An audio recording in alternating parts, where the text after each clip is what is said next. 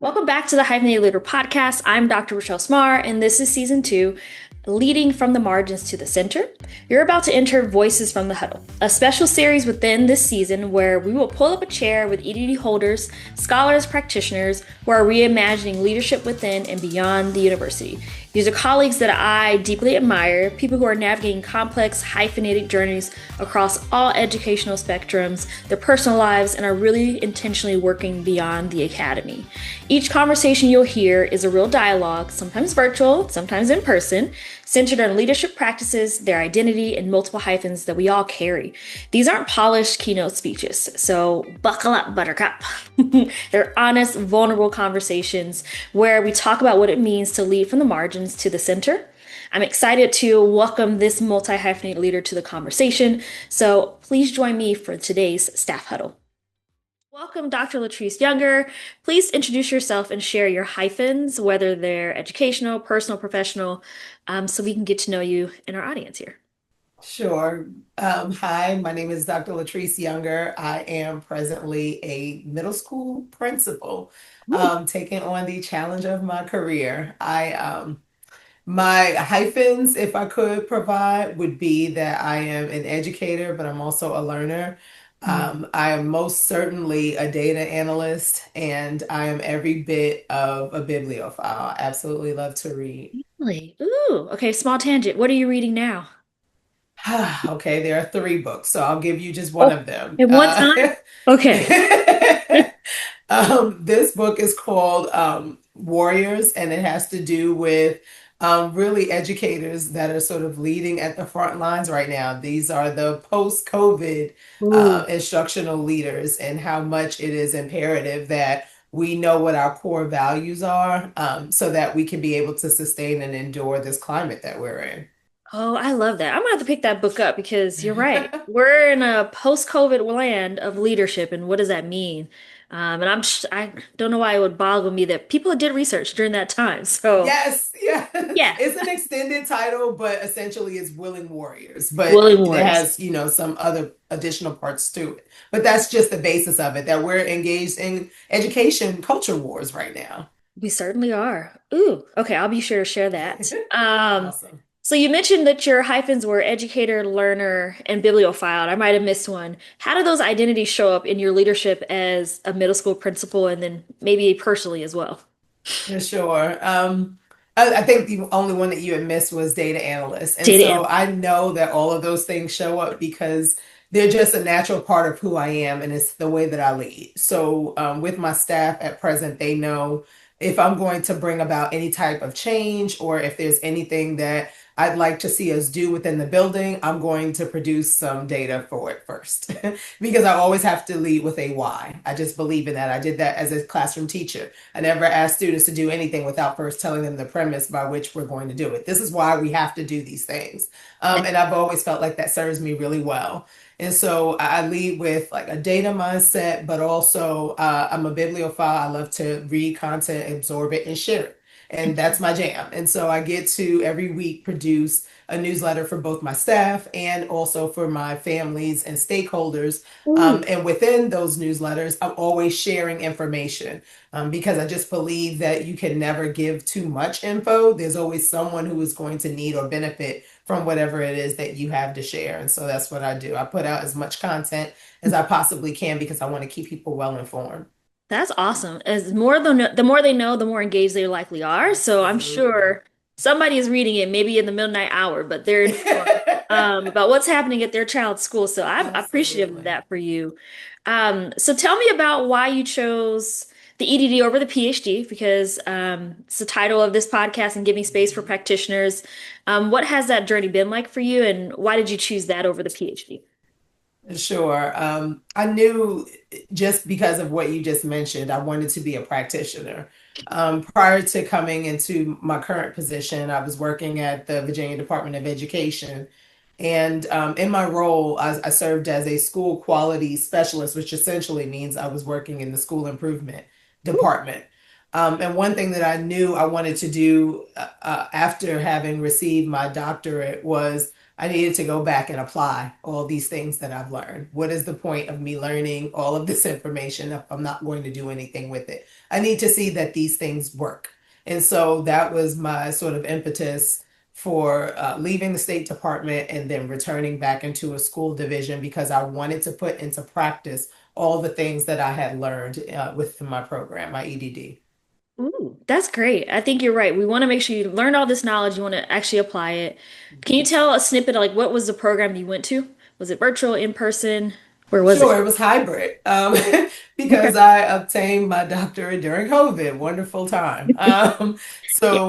We did have some in-person classes. I attended a cohort through Virginia Tech, and we do have a tech center that is in the local Richmond area, and I was able to attend some classes there 2 days a week. But then as the program progressed, by the time I got into my third year, most of my classes were virtual. And that is just the way the program runs. And I felt it was most effective for me because, you're working full time and I have a husband and a son and I have other obligations. So that sort of program worked tremendously well for me.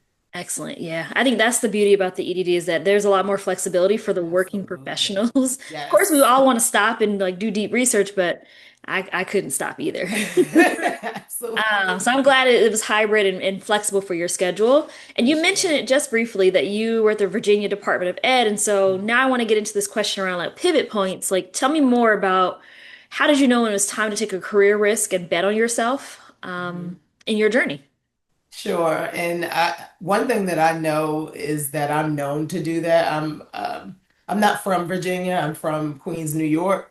And so I've always told people I can be a bit of a nomad, but I go where I feel led to go. I'm very much so faith-filled and spirit-led. And Yeah. so sometimes I know that I'm in particular places for a reason and a season, and it's just that. And I go and I make sure that I fulfill my purpose. When I leave, you will feel that I'm leaving because I'm going to try to make sure I maximize my impact. It's what I do. Whether it be through like growing people, sometimes I'm able to make impact um, through academic progress. But however I make the impact is going to be felt. And I do that again because I'm just going wherever God sends me. And so when I get into a space where I feel like I've done all I can do, I begin to progress and move toward my next assignment because I know that when I'm working, I'm on assignment. I'm there to make sure that someone gets what they need. Ooh. I don't think I've ever thought about it like that, that you're on assignment from God to do the Mhm. good work that He wants you to do. Uh, Absolutely. I love that. That's inspirational for me because I think I just work to work. So thank you for sharing that. And I'm a Absolutely. If you jumper want a too. book, see, I told you I'm a bibliophile. If you want a book, it's called Lead with Faith. Lead with She's now Dr. Sarah Johnson. I actually you. look, walked with her while she was trying to get through her doctoral program. Great. But she writes this wonderful book about how important it is as a school leader to really, if you are a faith-filled person, lead with your faith because Yeah. people will respect you being your authentic self over anything else. And so I tried not to emulate anyone else. When I was an assistant principal, when I was a data analyst, when I worked at the State Department, I'm going to be authentically who Latrese is. I'm listening to gospel when I walk in. I Mhm. don't curse at work. It's who I am. And people learn to respect that and they accept me for who I am. They do. Oh, I love that. Yes. Okay, we got two books I need to read. This is great. And you mentioned that you walk with Dr. Sarah on her journey. Can you tell me who championed you on your hyphenated leader journey? Like, what has mentorship meant to you, or So many sponsorship, people. or supervision on your journey? So many people.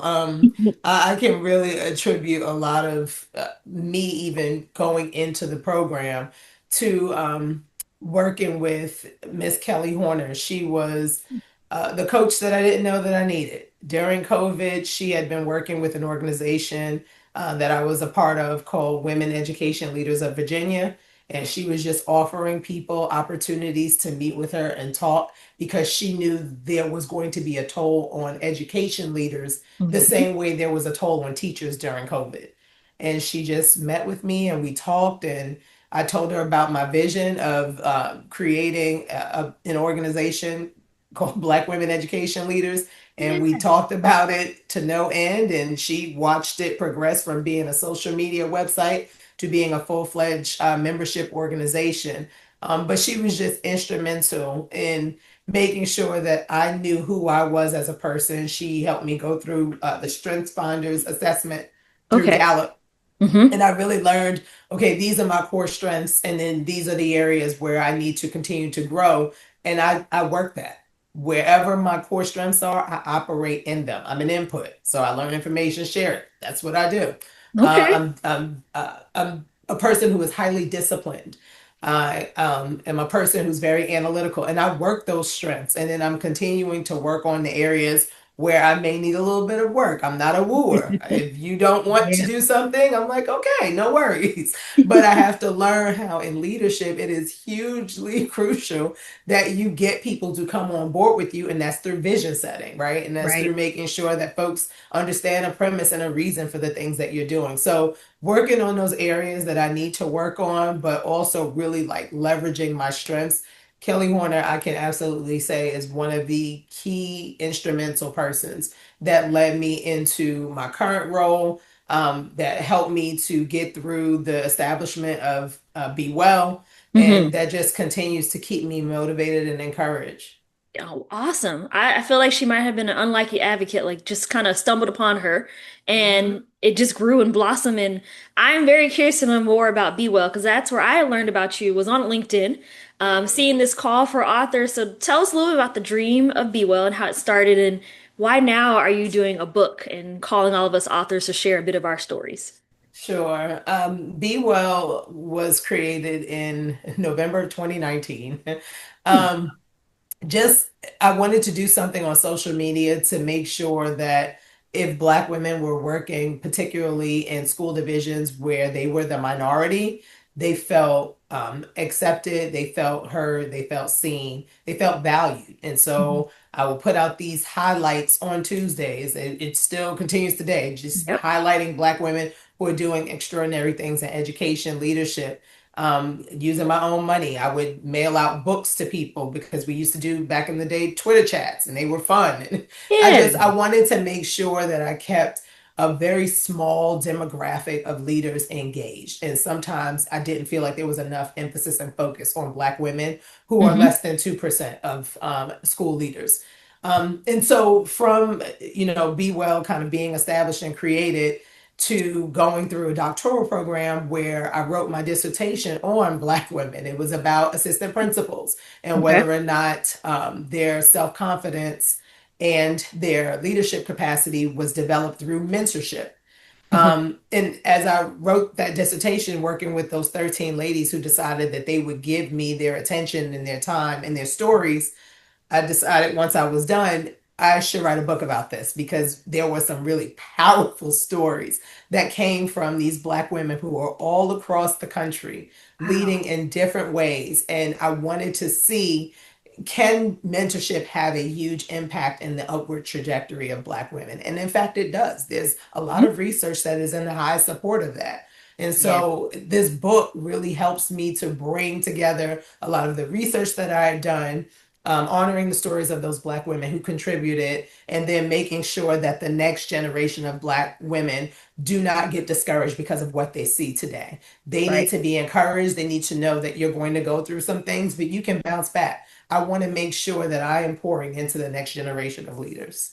Ooh, and you indeed are, because I got the call and I was like, yep, I'm gonna write a chapter. I'm so grateful. And I was even happier because I'm fresh off of my dissertation, like 2 years. I was like, she doesn't want any citations. I'm in there. I can do it. So We I needed a break. I'm want a it. part of your cohort. I'm 2024 too. So we needed a break. I just needed a break. Just And tell so your story. that's it. And so, but have a similar like journey of you. Like I wrote this chapter and I was like, I think I need to write about my 19 people that I interviewed That's because it. these are Black students that shared their stories with me. And so, Right.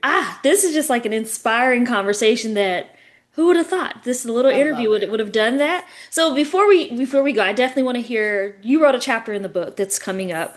Tell us the title and what we can maybe expect or tease us a little bit of what you'll cover in your chapter.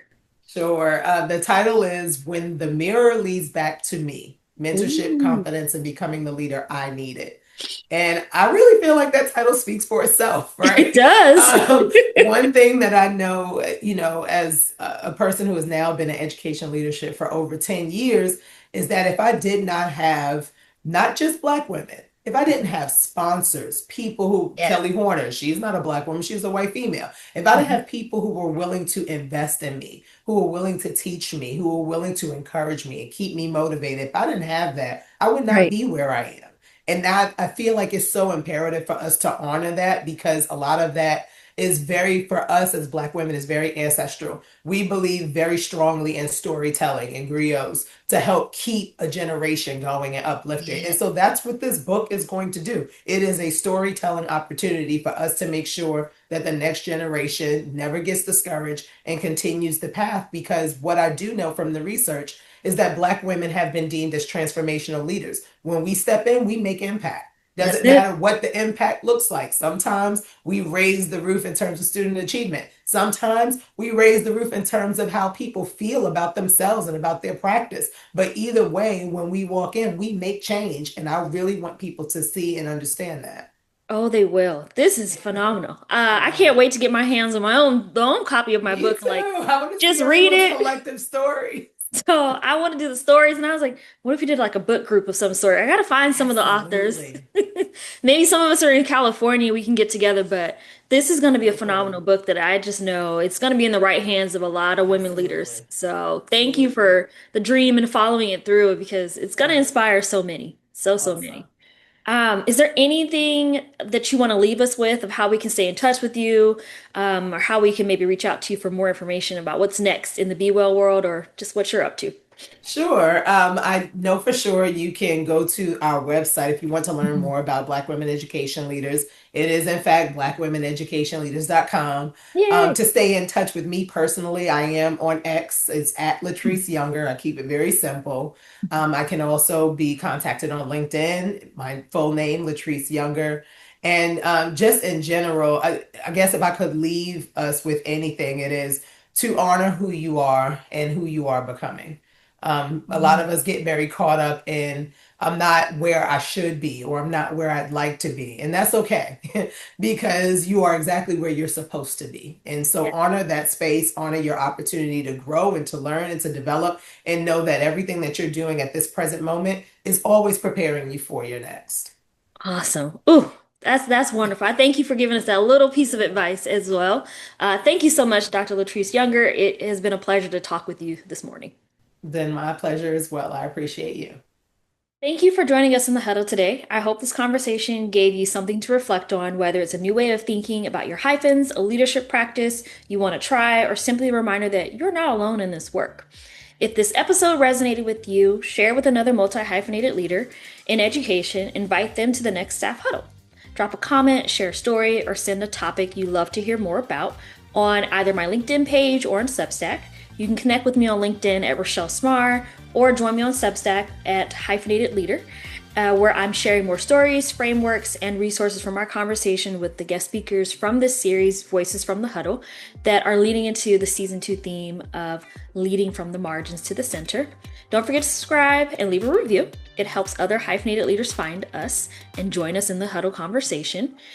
Please know that Voices from the Huddle is an evolving and curated space, and I'm always open to new voices. So if you are a hyphenated leader yourself, or you would like to nominate someone whose perspective belongs in this very huddle, I welcome the opportunity to learn more from your story and be able to share it with the community. So be sure to email me, connect with me through a DM on LinkedIn or a message through the Substack. I'm happy to begin to build the community to recognize and elevate more voices of hyphenated leaders. Let's normalize talking about our experiences, let's support each other, and really build up this hyphenated leader community. So until our next staff huddle, be sure that you continue to lead authentically, keep embracing every hyphen, and have fun as well. So this is the Hyphenate Leader podcast, and I am Dr. Smarr. I will see you at the next staff huddle.